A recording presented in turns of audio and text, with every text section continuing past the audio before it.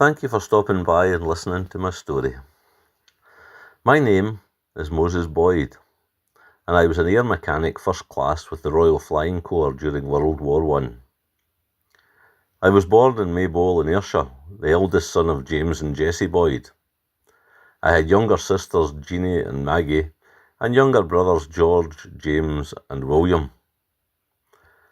I joined the Boys' Brigade at the West Church in Maybole when I was 9 years old and eventually became an officer before I later joined the local Territorial Army unit.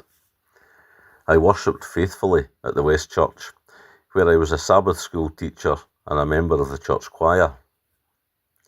My dad was a local plumber and we stayed in Carrick Street in Maybole. After leaving school at Carrick Academy, I started an apprenticeship as a plumber with my father. In my spare time, I liked to play golf and was good at the game. I won cups locally and was also a member of the St Cuthbert Club in Prestwick.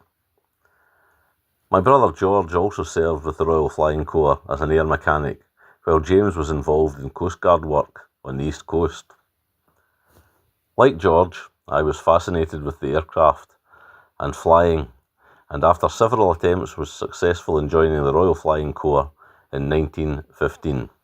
And was certified as an air mechanic in January 1916 at the Aviation School in Reading.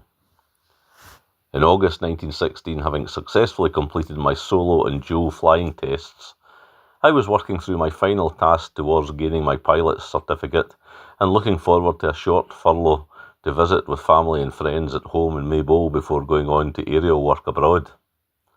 On the 29th of August, I was involved in a routine training flight alone in an Armstrong Whitworth biplane from the airfield at Narborough in Norfolk, where I was stationed. I was flying downwind at a height of about 75 feet and attempted to make a right turn with the aircraft to land upwind, but in doing so, the plane lost airspeed, side-slipped, and made a vertical nosedive into the ground. I was thrown from the aircraft but suffered 2 broken thighs and a broken lower right leg. I was in severe shock and was removed to hospital, but died 2 hours later from my injuries. I was just 24 years old. My body was brought back to home to Maybole, where I was buried with full military honours in the family plot in Maybole Cemetery. I'm remembered on the Carrick Academy and Maybole War memorials, and on the memorial plaque within Prestwick St Cuthbert Golf Club, where I was a member.